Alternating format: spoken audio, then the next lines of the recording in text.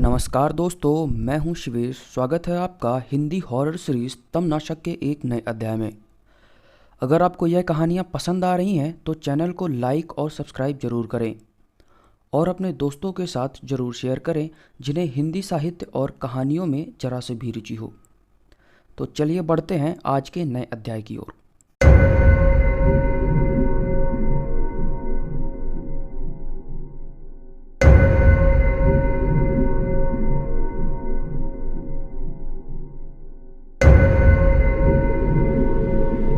मेरे इस प्रश्न ने मानो किसी विभत्स घटना को कुरेद कर रख दिया हो। मुझे यह तो अंदाजा लग चुका था कि जो भी इस बस्ती में हुआ है यह कोई साधारण घटना न थी। कैसा श्राप? मैंने पूछा। थोड़ी देर तक सन्नाटा छाया रहा। फिर उन्होंने एक लंबी सांसें भरते हुए कहा, एक अंग्रेज का श्राप। इतना बोलते ही मानो वह किन्हीं पुरानी यादों को टटोलने लगी। इधर हमारी बेचैनी बढ़ती जा रही थी। अंग्रेजों का श्राप? हम सभी के मुंह से एक साथ आश्चर्य भरे स्वर निकले। उन्होंने कहा, जब मैं महज 5 वर्ष की थी तब एक ऐसी घटना घटित हुई जिसने न सिर्फ उस समय लोगों का बल्कि अपने आने वाली पीढ़ियों का भी जीवन श्रापित कर दिया। सावन का वह दिन मुझे आज भी याद है। उस रात रिमझिम हल्की बारिश की बूंदें पड़ रही थी, परंतु बाबा अभी भी काम में लगे हुए थे। उस समय यह बस्ती महज बस्ती नहीं, एक सुंदर छोटा सा नगर हुआ करता था, लुहारों का नगर। राजा महाराजाओं के सभी अस्त्र शस्त्र हमारे ही नगरों में बनाए जाते। काफ़ी रात हो चुकी थी, परंतु बाबा को सुबह तक 3 तलवारें और 10 ढालें तैयार करनी थी। बाबा के साथ मैं भी जाग रही थी। उसी रात नगर में एक अंग्रेज के कदम पड़े। नाम था नेल्सन। लंबे बूट, लाल पहनावा और ऊंची टोपी पहने हुए गड्ढों पर भरे पानी में छपाक कदम बढ़ाते हमारी ओर चला आ रहा था। हमारे नज़दीक आकर उसने अपने लंबे बूट वाला पांव बाबा के सामने धर दिया और बोला, इसे साफ करो। मेरे बाबा एक उसूल के पक्के लुहार थे। बड़ी शालीनता के साथ बोले, जी हम लुहार हैं साहब, हम यह काम नहीं करते। इतनी रात को आपको कोई मोची तो ना मिलेगा, पर हाँ, ए बिटिया, जरा साफ कपड़ा तो देना। लीजिए साहब, आप इससे अपने जूते साफ कर लीजिए। मगर उस अंग्रेज पर सनक सवार थी। उसने मदिरा पी हुई थी। उसने लात मार कर बाबा का सामान नीचे गिरा दिया और अपने जेब से कोई नली नुमा चीज़ निकाली और बाबा की तरफ दाग दी, जिससे एक तेज आवाज़ निकली और अगले ही पल बाबा चित लेटे हुए। उनके सीने से लहू बह रहा था। मैंने बाबा को बहुत उठाने का प्रयास किया, मगर वह उठे नहीं। उस हथियार की तेज आवाज़ से आसपास के सभी लोग अपने अपने घरों से बाहर निकल आए। वह अंग्रेज जोर जोर से हंसने लगा। वहाँ खड़े लोगों में से किसी की हिम्मत ना हुई कि कोई कुछ बोल सके। अंग्रेज ने वहाँ खड़ी भीड़ को संबोधित करते हुए कहा, मैं नेल्सन इस गांव का अधिकारी हूँ, तुम सब का भी। तुम सब अब वही करोगे जो मैं कहूँगा। उस तानाशाह विदेशी ने पूरे नगर में खौफ फैला रखा था। जो उससे नज़रें मिलाकर बात करता वह उसकी आंखें निकाल लेता। किसी ने जरा सी ऊंची आवाज़ में बात की, उसकी जीभ निकलवा देता। भोजन में नमक कम है तो बावर्ची की जान गई। उसकी क्रूरता दिन ब दिन बढ़ती जा रही थी। इंसानों की जान लेना उसका पेशा बन चुका था।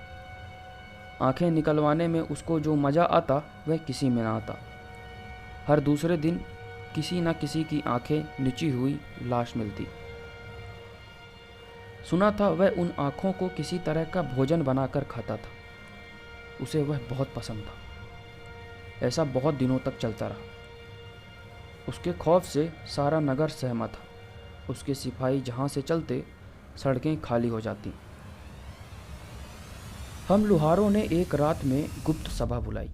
सभी इकट्ठा हुए और इस अवसर से निजात दिलाने पर विचार विमर्श हुआ। पर नेल्सन हमेशा अपने सिपाहियों के साथ ही रहता था। इस तरह में कोई उसके समीप जाने तक का जोखिम नहीं ले सकता। फिर कहीं से पता चला कि वह हर रोज़ भोर में व्यायाम करते समय नगर का चक्कर लगाता है। उस समय उसके साथ कोई भी सिपाही नहीं होते। हम सब ने उसी समय को उचित समझा और अगली सुबह उसे अगवा कर लिया। हम लुहार इस अफसर से इस कदर क्रोधित थे कि उसे एक झटके में मारना मुनासिब न होता। अफसर की खबर न मिलने पर उसके सिपाही उसे ढूंढने लगे, परंतु लुहारों की खुफिया जगह तक उनकी पहुंच न थी। 2 दिनों तक हमने उसे ना खाना दिया ना पानी। सबसे पहले लुहारों ने उसके नाखून खींचने शुरू किए और एक एक कर गर्म चिमटे से सारे नाखून निकाल डाले। दर्द के मारे उसकी आवाज़ तक ना निकली। फिर एक एक कर उसके दांत उखाड़े गए, फिर चमड़ी उधेड़ी गई, एक एक बाल नोचा गया, सारी उंगलियां आरी से काटी गईं, मगर उसकी सांसें अभी तक चल रही थीं। लुहारों ने 2 गरम सुर्ख लाल सरिया उसकी आंखों के आर पार कर दी और उसके प्राण पखेरु हो गए। आखिरी समय में उसकी रूह तक दर्द से कांप गई होगी। मरते वक्त एक पापी के शब्द भी ऊपर वाला स्वीकार कर लेता है, और शायद उसी समय इस हैवान ने हम सभी नगरवासियों को मन ही मन एक ऐसा श्राप दिया था जिससे हम अभी तक उभर नहीं पाए। उसकी मुर्दा लाश को ग्राम में भ्रमण कराया गया और उस पर पत्थर मारते और जश्न मनाते। फिर उसे नगर के पास वाले पोखर में एक रात के लिए टांग दिया गया, ताकि उसके सिपाही भी देखें कि उनके अफसर का क्या हाल हुआ है। उस लाश से टपकती हर एक लहू की बूंद पोखर के पानी को लवलुहान कर रही थी। हालांकि अगली सुबह वह लाश वहां नहीं थी।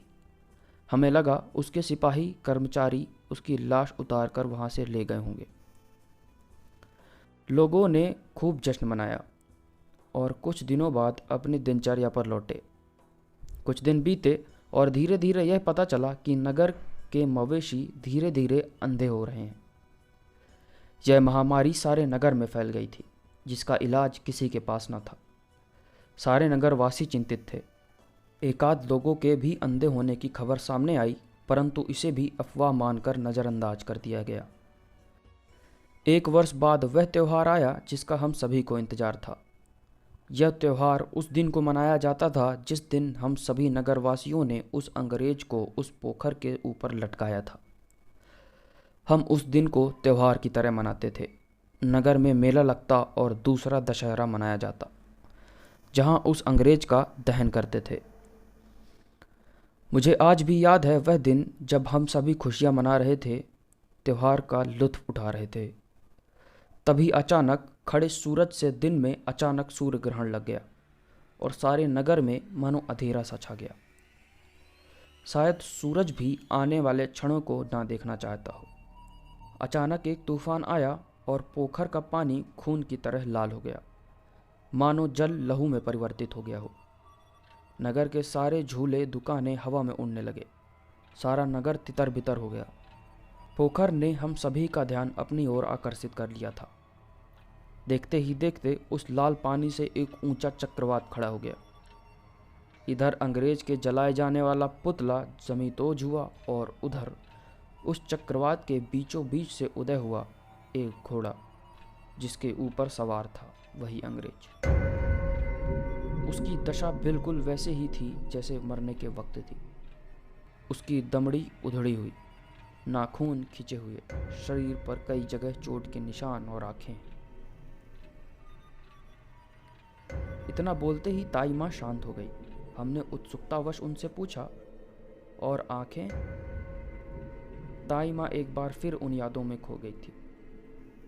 हम सब खड़े निहारते रहे। ताई बोली, और उसकी आंखें देखने के बाद फिर हम कभी कुछ देख ही नहीं पाए। हमें भी यह बात समझते देर ना लगी कि मवेशियों के अंधे होने की घटना का कारण उस पोखर का पानी ही था। जिन लोगों ने उस पोखर से पानी पिया था, उनके अंधे होने की वजह भी यही था। कहीं आप तमनाशकों ने तो उस पोखर का पानी नहीं पिया है? हम थूक गुटक कर रह गए। हमारी धड़कनें तेज होने लगी। अचानक आंखों के सामने अंधेरा छाने लगा। हमें बेचैनी होने लगी। चक्रपाणी घबराकर गिर पड़ा। चिरौंजी, मुझे कुछ दिखाई नहीं दे रहा है। वहाँ पर मौजूद सभी भयभीत हो गए। मेरी दृष्टि भी धूमिल पड़ने लगी, मानो कोई मेरी आंखों से मेरी रोशनी छीन रहा हो। कुछ देर बाद मुझे भी कुछ दिखाई नहीं दे रहा था। मैं भी अंधा हो चुका था।